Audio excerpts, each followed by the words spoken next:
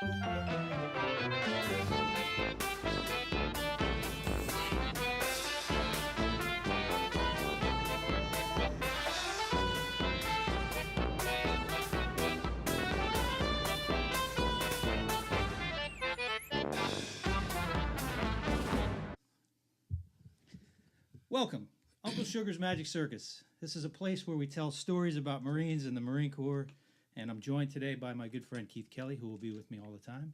And we have a very special guest today with us, Jesse Jordan, soon to be retired. Jesse Jordan, Gunnery Sergeant, United States Marine Corps, 20 years of illustrious service to our beloved Corps. And we're going to talk today about cold weather training. So you can't talk about cold weather training, Keith, correct me if I'm wrong, without mentioning Korea. The brave men who fought in Korea. Absolutely. There was a tremendous battle in Korea at the Chosin Reservoir, in which about 15,000 Marines and some Army attachments fought against... And a Brit Company Royal Marines. A Brit Company, that's right. That's right, yeah. Estimated 120,000 Chinese regular Army. Yeah. Infiltrated down from the north, trapped them, encircled them at this place called Chosin Reservoir, and these guys had to fight 78 miles to the coast to get their evac. In 30 below weather. In Sometimes, 50 gear. Yeah. below. In 1950s gear. In 1950s gear. Yeah. They had horrible shoes. They had terrible understanding of how all of the layering worked. So literally, these guys were freezing it. Some of them were freezing to death. Yeah. Almost all of them got frostbite. Yep. Dudes were taking their boots off, and their toes were coming off in the boot. Mm-hmm. Injuries, people were getting shot. Their wounds were freezing shut, and as they got to warmer weather, they'd realize, oh, crap, I got shot, as they started to bleed. Yeah. It was amazing. Yeah. If you ever find yourself wanting to learn more about this, I got a great book to recommend, Colder Than Hell, A Marine Rifle Company at Chosin Reservoir by Joseph R. Owen. Great book. Really details a lot of the difficulties that these guys had while they were fighting in cold weather. And for the millennial generation, Jesse, you're a little younger than us, so you don't like to read, I know. I'm right before the millennial generation, so I still know what reading is. So there's a really, really good Netflix documentary you can get on Netflix called The Chosen Few. Fantastic, really good. Pulls out all the stories from the actual guys who were there, and super, incredibly epic battle, incredibly difficult time for these guys. In great Marine Corps fashion, though, we always learn from our mistakes. I'll call it a mistake. The Marine Corps does not like to say that this was a retreat, because it was not. It was a fighting withdrawal, which is actually true. Yeah, because a retreat would be chaotic and undisciplined. This was very structured and very disciplined. They fought their way, literally fought for 78 hours or 78 miles for 2.5 weeks. Unbelievable. In valleys where they were targeted every inch of the way. Yeah, absolutely. Yeah. Ambush after ambush. Yeah. And so, one of the reasons for that was they were canalized. They were stuck to the roads. So the only way they could transport all their wounded was on those trucks and get them down the road. So they had to move really slowly down the road. All the guys who were walking injured walked along the sides of the vehicles. Let's talk about, aside from the cold, what caused all that was the mountainous terrain. Absolutely. And when was the last time the Marine Corps as an institution had fought in mountainous terrain prior to Korea? Exactly. Yeah. So what happened?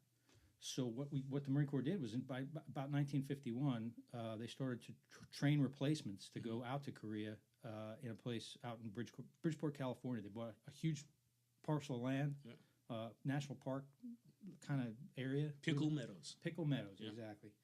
And they was the so it was the Cold Weather Battalion that they stood up. Yeah, fancy. And they started this mountain warfare training center, which was going to teach Marines how to operate in this kind of mountainous terrain and teach them how to deal with, how to survive, and how to deal with cold weather, and also provided a place for them to experiment with new equipment and techniques for how to survive in the cold weather. So which it still does. Which it still does. And both of you guys have been through the course out there, both summer and winter course for Mountain Warfare Training Center. So one of the things I'd like to do is talk about how that prepared you for then being able to fight in this environment, because we had a lot of difficulty in Chosin. So the idea was to improve that. So tell us a little bit about how the training was set up and what you went through while you were there, and maybe give us some ideas about how that prepared you for future deployments. Well, Keith? If you think about it, why we were doing this during our time frames, the 80s, because the threat was what? It was Cold War, so Russia was a threat. They're their famous right hook. They're going to come up through the top of Norway, come down, sweep into the northern flank of Europe proper, and the Marine Corps is put up there as a speed bump, ostensibly. So we had to learn how to fight in cold weather, learn those lessons again from Korea. Yeah. Oddly enough, the gear changed very little from the 50s to the 80s. We got Mickey Mouse boots, which are exactly what they sound like. They look, you put them on, your feet look like Mickey Mouse. Except your feet sweat terribly in them, and it brings a whole other level of injuries, and you can't hump in them. You can snowshoe in them. So we take all these screwballs in the Marine Corps from all over the country, and this is Grunt Battalion stuff. Set them up to Bridgeport for the cold weather packers for, 3 weeks. First, you got to get acclimated because the base camp is at 5,500 feet. And after that, you're up 7,000 feet, 9,000 feet, wandering around. Yeah, So that's something else I didn't really talk about. Yeah. The altitude makes a big difference. For anybody who's performed at higher altitudes, what happens to you?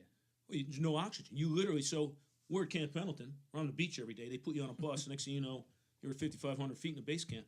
All you do the first 3 days is hump up and down that hill, basically naked, no gear, to try and get your lungs acclimated. So you get through the whole package. You start the cold weather stuff. You got to get people to strip down when they're moving, layer back up when they stop. On and on. You have to teach people how to snow ski with those terrible skis that we had. Is that like cross country? What about cross country or downhill or both? They were really there's cross country, there's downhill, and there's what's the third one? I should know this. I was a mountain art instructor. I can't remember. Telemark. The skis the Marine Corps used, you strapped on like a downhill ski, but you're wearing Mickey Mouse boots, so there's no ankle support. So you're already at a disadvantage. Now you could put these. They had these things, for lack of a better term, it was like Velcro. You strapped onto the bottom of your ski to help you get up hills, and you up in this deep snow. A nightmare. Every inch of this was a nightmare. And of course, you're carrying a pack full of not only your normal combat load, but also extra gear to stay warm, extra chow, right? Batteries for radios, all Extra that crazy water, stuff. which people don't think about in cold weather, but that's water. But your water consumption goes through the roof because you're working so hard. Your caloric consumption has to go through the roof because you burn so many calories. And we're talking about 18 to 25-year-olds for the most part who eat like raptors as it is. So you combine all these things together and you're trying to learn it. And oh, by the way, now we're going to do tactics. We're going to do tactical problems in snow up to your ass. Literally. You're building snow caves. We're in 10-man tents, which is another whole fiasco. I tell you the 10-man tent story. Yeah. So, Jesse, you ever sleep in a 10-man tent? I have, and those things are. I slept in the 10-man tent up in Hokkaido, Japan. I mean, it's in the Arctic Circle. Yeah. And you had a little squad stove in there to keep everything warm. But as soon as you turn that squad stove off, the tent just went to freezing automatically. And so we would keep that thing. Everybody would bundle up, and we would pick one guy to be the guy who turned the squad stove off. So everybody's bundled up, and you're thinking, maybe I could just keep this thing on all night. But you'd probably end up dying. They're dangerous. It's dangerous, and that's the problem. Asphyxiating in the middle of the night. We had this. There's no kidding. So for those of you on TV land who don't know this, 10-man tent is a circular tent. It slopes from the middle down and out. So I'm a little guy, but even then, when I get close to the wall, the outer wall, I got to crunch over like a hobbit. So you live in this thing. So you dig down into the snow. You set this stupid tent up. It's got a center pole in the middle, and you sleep like a wagon wheel. Feet in, heads out. And your heads are against the wall, and you get 10 guys in it. It's got like a potbelly stove in it. It's got a little potbelly stove, and it's square. It's about the size of a mailbox, give or take, right? Square. You can run fuel through it or wood, one or the other. Now, in our particular tent on this particular trip, the company Gunny, was in charge of that stove. Gunny Sergeant Ted Street, retired Sergeant Major 1H. I love this guy. He's from Newark, New Jersey, multiple Vietnam guy. Great guy. Gunny's in charge of the goddamn stove. Don't touch it. Okay. So we're done training for the night. We're in this stupid 10-man tent. You're in your long johns and stuff. You're rolling your gear up, trying to get everything set. You got gear everywhere, weapons, rucksacks. You're trying to organize it so you don't kill each other. God forbid somebody's got to take a piss in the middle of the night, which everybody always does. Yeah. You got to step over a bunch of guys to get to this little tiny hole to get out, and then you're up into the snow, and you're in your long johns. And so everybody, you have your little canteen cup, maybe a little cocoa, a little hot soup. We had a system. Every tent has a system. This system was simple. Gunny controlled the damn stove. You want some cocoa or some stupid soup or something, You make it with your water and your canteen, and you passed it around. Nobody got pissed about this. Hey, pass this over here. Somehow Gunny kept these things, these canteen cups on the stove, like who's and what, and it's not pitch black, but it's dark as shit in there, right? I mean, you don't have a lot of light. Maybe a little lantern. Yeah. All right, pass this back to Lieutenant Kelly. That's it. Pass this to the company commander. That's his. We had this kid with us, this guy. He's an artillery guy. Always, habitual assignment to our company every time we deployed, which is what you want. Great artillery officer. But he was a little goofy. And the nicest man on earth, he was so shy, he would make mistakes. So instead of asking someone to pass, tell the gunny to pass his shit back, he decides to get up and get his own canteen cup. Anybody want to tell me what happens to a canteen cup when you leave it on top of a hot stove? What does it get? It gets hot, Keith. It gets hot, Sal. As God is my witness, I'm not making this up. So this guy, he's a young second lieutenant. He's a good guy, but he's tiptoeing over people. You're sitting there, in your Batman jammies, looking at this guy. I wonder, what the hell is this guy doing? And he reaches down, and Gunny Street doesn't say a word, just looks up at him. And he reaches down and grabs his canteen cup and goes, ah! Drops it. Coffee everywhere. So now we have the McDonald's old lady in the car screaming thing, people getting splashed with hot coffee. He realizes his hand is now on fire and falls backwards and grabs, you guessed it, the center pole and hits the, wait for it, detent pin. Chunk, chunk, chunk, chunk, chunk. Tent flat, pitch black, with a glowing red hot stove in a canvas tent. Now, the Marine Corps loses people constantly to tent fires. Yeah. It happens. Yep. Pandemonium breaks out. So guys are trying to scramble ass out of the goddamn tent. Gunny Street's trying to hold the thing up like Atlas off the stove so he don't burst into flames. Alan is still writhing around on the ground screaming. I mean, it's just nonsense. And this is like, yeah, sure, we'll take on the Russians. We can't even make cocoa. I tell you, I learned the hard way about the canteen cups, holding the bottom as somebody was pouring hot coffee into the canteen cup. Oh, yeah. And I had my rifle in my other hand. I couldn't get my hand over. I just had to grin and bear it until I could set it down. Second-degree burns. Yeah. The coffee's worth second-degree burns. It is. Second-degree burn. What about you, Jesse? So, yeah, Bridgeport, going back to the, being up at such high elevation, and they sit there and they teach you about all these elevation injuries, and they're like, 1 in a million gets acute mountain syndrome. And we just What's that? What's acute mountain syndrome? So it's where your body just can't adjust to not bringing in enough oxygen. And so over time, over It's a day like edema? or two, It's like an edema? yeah, where you're you pretty fill up much with water? asphyxiating yourself Wow. because your body's not able to process such little bit of oxygen that you're pulling in. And so eventually your brain just stops Is it getting the hypoxia? oxygen. Yeah. Wow. Yeah. And so, of course, we get the 1 in a million, Nice. and you start out at base camp, and then the first thing you do, 94 hike, and you hike from base camp up to 9,494 feet. Yep. Crew serve weapons, everything Base on, plates. everything. And so, So you say crew serve weapons? Those are pretty heavy, huh? yeah, crew serve, that's the big guns, the 50 cal. Yeah. the How big much? What kind of weight are you mortars. looking at when you're carrying a 50 cal? So the one I call the man maker, the 50 cal receiver, it goes about 60 pounds. Wow. And so On that's top of all your on other top gear. of everything else. Yeah, okay. So, and then, the barrel of that thing is 25 pounds by itself. And a mortar base plate? Anybody got a estimate on that? What's that? 81 or 60? Oh, well, it probably would have been 60. It was a company level op. Yeah. right? No, well, we were weapons company. Oh, you were so we weapons had company. the- You 81s. too. Wow. It's, Heavy, it's heavy. about the weight of 2 manhole covers. Yeah. Oh, by the way, on top of all the rest of your crap. Yeah. Yeah. Yeah. So we did have these little donkey carts for the 81s that we try to load everything in, but we figured out real quick that those things don't work very well. So Yeah. we started just rucking it out. But Wow. yeah. Okay, so back to your story. Sorry. So we get 94. up 94. Well, before that, our CO had gotten, some PME from a Korean war vet, and he talked about lightening the load of the troops and all. And so what does our CO do is he orders everybody to only bring the warm weather sleeping bag because it's lighter. Ooh. And at the time, there was no snow on the ground.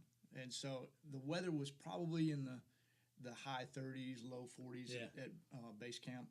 So we hiked 94, We get up there, and then we go to where we're going to set up bivouac. No tents.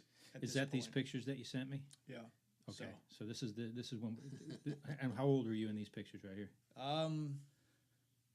Probably 26, Okay. 27 years old. Got it. Yeah.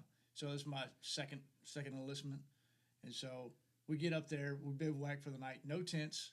Right. Remember, it's low 40s, high 30s at the time. It drops down to 14 degrees that night. It's probably the only time that I've ever prayed to God to take my life in the middle of the night, just to end the punishment. Yeah. And so, I mean, we were huddled up like penguins. And all of us were just huddled up in one pile, and we just took turns rotating to the outside in the middle of the night. But you just hear guys just in the middle of the night. Totally no homo, but I will spoon a grown man in a heartbeat in cold weather. I have no problem with that at all. You've never been cold if you haven't done that. I'm telling you right fact. now. I've been in the sleeping bag with another dude. Yeah. Again, no homo, but holy crap, man, you need that body heat. Yeah. I mean, you'll die. Yeah. Yeah, so I mean, now we get up there and we're doing all these hikes and patrolling and stuff, and then go to wake everybody up for fire watch. I was Little Spoon, by the way. That's warmer. The Little Spoon is warmer. Yeah. So we go to wake the kid up for his fire watch, and he won't wake up. We pull his sleeping bag over off of his face, and he's just drooling. And so we call Doc over there, and we get Doc to check him out, and the kid actually flatlines on Doc. And he throws him in the Humvee and just straight down the hill to lower elevation, and he was able to revive him on the way down. Wow.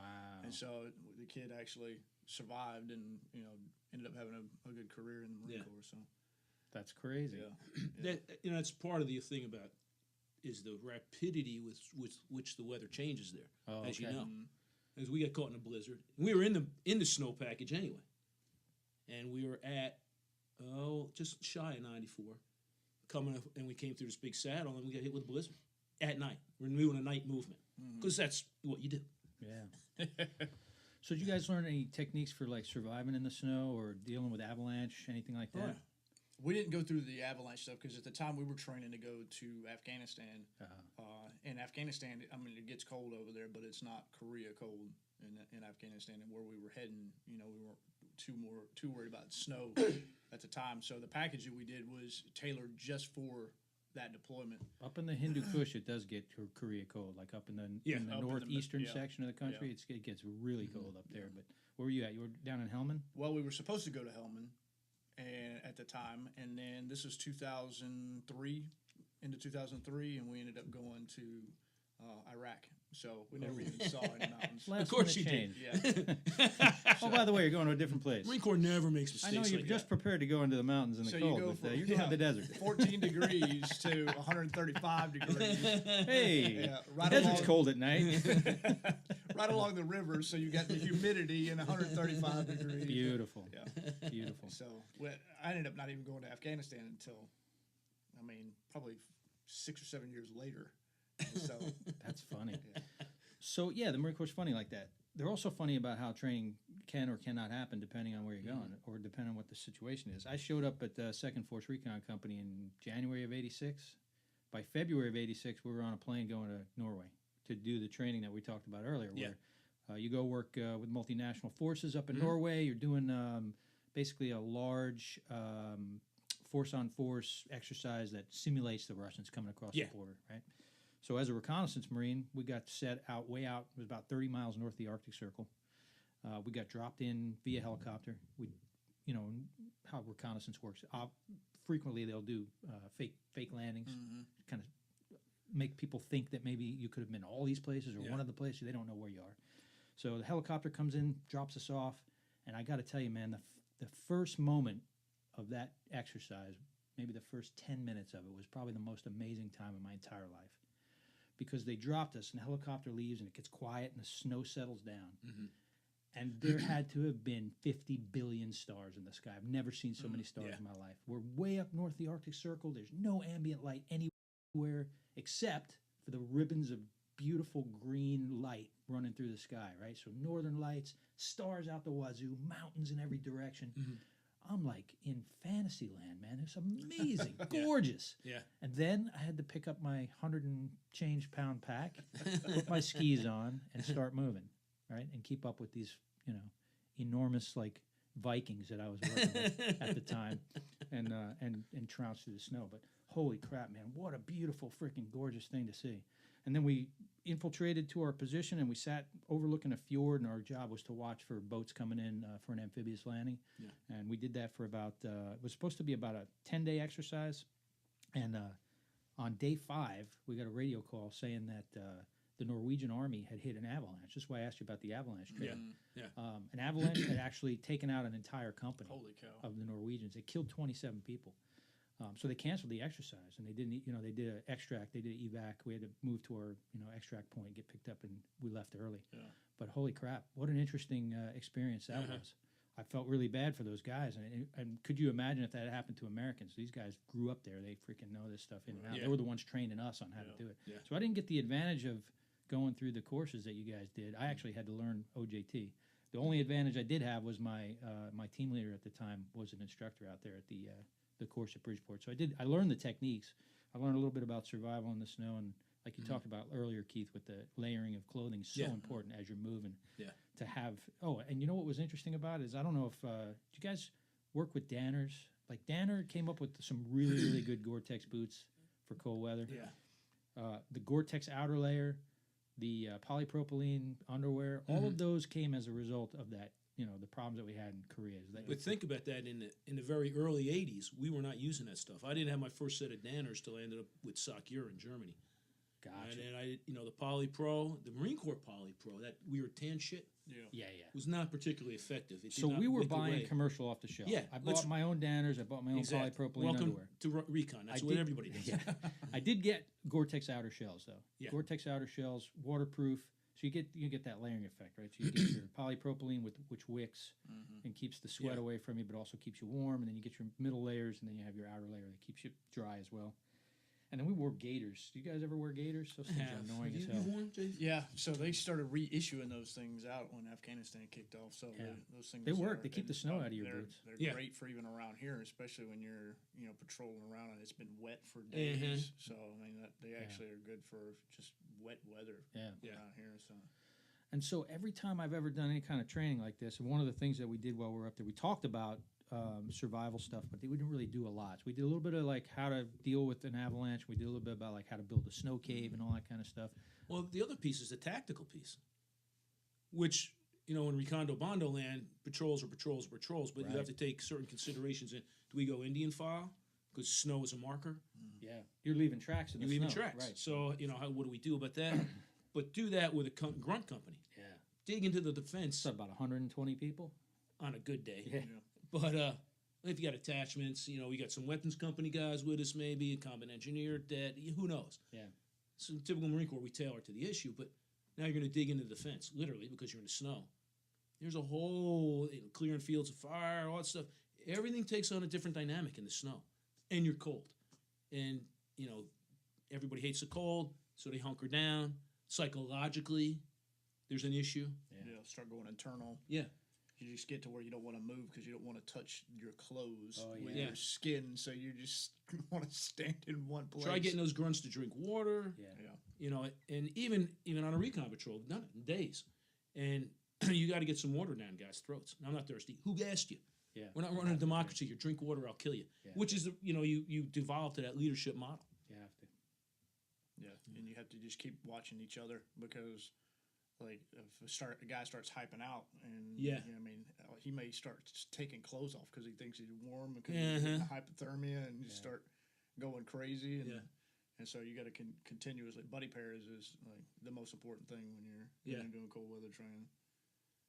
If not fire team guys just sitting there watching each other, making each other, forcing each other to drink water and put in calories because your body goes through 10 times the calories in cold weather as it does anywhere else. Well, I always remember the cold weather rations. The white ones? Yeah, the packs of food were like enormous. Uh-huh. Like, instead of a normal one-man thing, they were like squad or team freaking meals. Remember that? Yeah.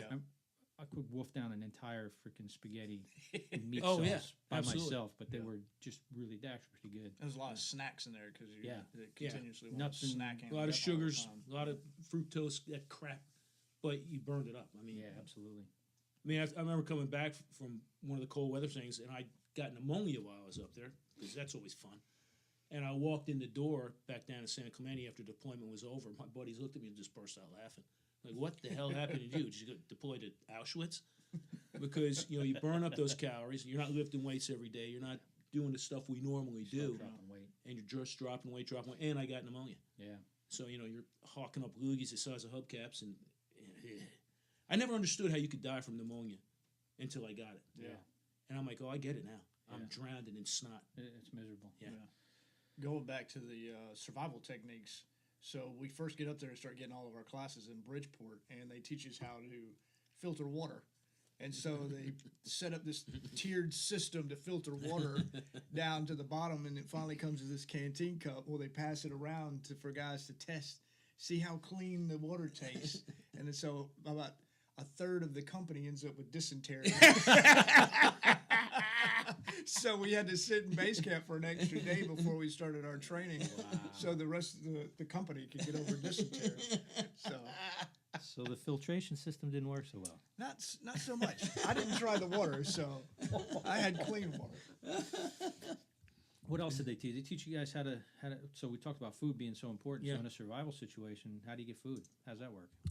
So I mean, they teach you techniques of like snaring animals and killing animals, and then you actually go through and practice those techniques. Yeah. And, Yeah, you're talking about the rabbits, right? Yeah. The Tell us rabbits. why don't you tell the guys out there about the rabbits? So we had one of the instructors that was up there. He had the rabbit, and you take the rabbit by the back legs, and you kind of let it hang and start to relax, and then you give it a nice chop to the back of the neck to put the rabbit down quickly. Well, he didn't put the rabbit down quickly, and he had to continue to keep chopping away at this rabbit while it's sitting there screaming. Oh, no. And rabbits can scream. The rabbit's just wee, and everybody's looking at him like, what? And so then they teach you how to skin the rabbit, and so he skins the rabbit, and this guy was a little off in the first place. I mean, most Marines are. So he skins the rabbit, teaches you how to skin it really quickly, so that way you can, you're on the move. You're doing this stuff on the move. Bite It's the not whole finger. Yep, it's not just survival techniques. It's survival while people are looking for you. Right. So, Yeah. It's So- survival, escape, Yeah. resistance, and evasion. Yeah. So he does this, and he pulls the thing off, and he's like, and then if you're by yourself and you're isolated, then he's like, you have somebody to talk to, and he runs his hand up the the pelt of the rabbit, and he starts moving the rabbit around like it's a puppet. And then he pulls out all the guts of the rabbit, and he's like, you also have party favors, and he blows up the lungs of the rabbit. And so now he's standing there teaching the class with blood all over his face from where he's blowing the lungs up, teaching us the rest of the class. Wow. Yeah. So then he had a tin of ants, and he passed that around. Everybody was eating ants and grasshoppers and everything. Not for the faint of heart. Yeah.